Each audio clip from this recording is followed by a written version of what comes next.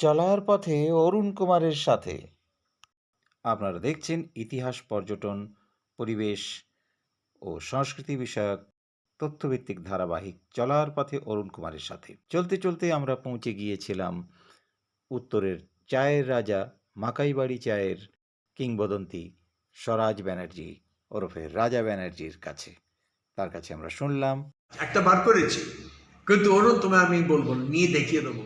চায়ের কিংবদন্তি ছাড়াও ওনার আরেকটি পরিচয় হলো তিনি টি প্ল্যান্টার এবং পাশাপাশি তিনি ট্রি প্ল্যান্টার।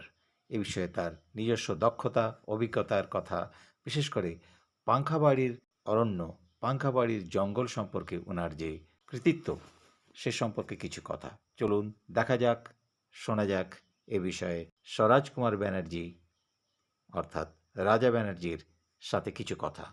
এক বিশেষ আলাপচারিতায় উঠে এলো পাংখাবাড়ি জঙ্গলের কিছু অজানা তথ্য। দেখতে চাও? বলবো না, দেখতে চাও? দেখে তোমার সাথে একটা পুরো কভারেজ, তারপরে তুমি এতে মুগ্ধ হয়ে যাবে, কেন গাছই আমাদের গুরু। Trees are poems that the earth writes to the skies. We cut them down and invent paper to record our emptiness. Plant trees. Tea planter নয়, আমি ট্রি প্লান্টার। তার মধ্যে টিটা একটা ছোট ভাগ আছে। উড়ে চলে গেল বেরিক কাট অফ, এদিকে হেলকাট রোড উড়ে চলে গেল, কাট অফ, রোনি রোড, মেন রোড উড়ে চলে কাট অফ, তিস্তার ওইখানে ডেভাস্টেশন হয়ে গেল। তারপরে লাইফ লাইন কি রোড? পাংখাবাড়ি রোড। তো এই পাংখাবাড়ি রোডের মানে কারণটা কি? মানে এর পিছনে ওটা কোনো রকম কোনো এফেক্ট হলো না কেন? কেন, আমি যখন প্রথম জয়েন করেছিলাম আমার বাবাকে 70 সালে, ওইটাই আমি ঘোড়ার পিঠ থেকে পড়ে গিয়ে গাছপালার আমার সঙ্গে কথা বললো। বিশ্বাস করতে পারো কি না বিশ্বাস করো, তোমার কথা ডাজন্ট ম্যাটার, ইটস ইররিলেভেন্ট। আমার একটা কলিং পেয়ে গেলাম গাছ পোতার জন্য, এবং আমি টি প্লান্টার নই, আমি ট্রি প্লান্টার। তার মধ্যে টিটা একটা ছোট ভাগ আছে। দুভাগ আমি করি চা, গাছপালা, এক ভাগ করি চা, 2:1। এবং পাংখাবাড়িতে আমি একটা স্কিম করেছিলাম আমার 7টা গাঁ মিলিয়ে, ওটাকে বাঁচানোর জন্য, কারণ চারিদিকে ল্যান্ডস্লাইড ছিল। 68 সালের ডেভাস্টেশন একটা বিরাট হয়েছিল, চারিদিকে ছিল। তার নমুনা থেকে আরম্ভ করলাম ওই পাংখাবাড়িটা সেভ করার জন্য।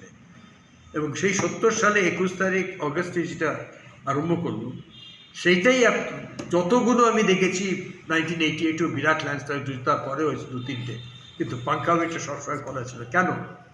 আমরা 50 লক্ষ ইন্ডিজিনাস গাছ লাগিয়েছি আমাদের 7টা গায়ে মিলে। ইট ওয়াজ এ কমপ্লিট কমিউনিটি অ্যাক্ট।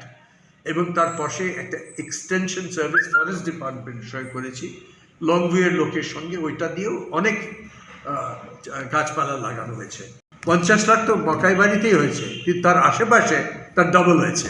তার জন্যে ওর জরাটা, গাছের জরাগুলো পাংখাবাড়ির রাস্তাটা অলওয়েজ থাকে, যেরকম ঝড় বৃষ্টি আসুক ওরা থাকবে।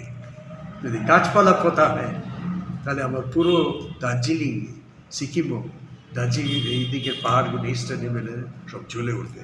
আর পৃথিবীর জন্য আমরা একটা নমুনা দেখাতে পারি, ফ্রম ওয়েস্ট টু ওয়েলথ। কিরকম করে আসে wasted land to wealthy land, green land. দেখতে থাকুন চলার পথে অরুণ কুমারের সাথে। আমরা ফিরে আসছি পরবর্তী এপিসোডে।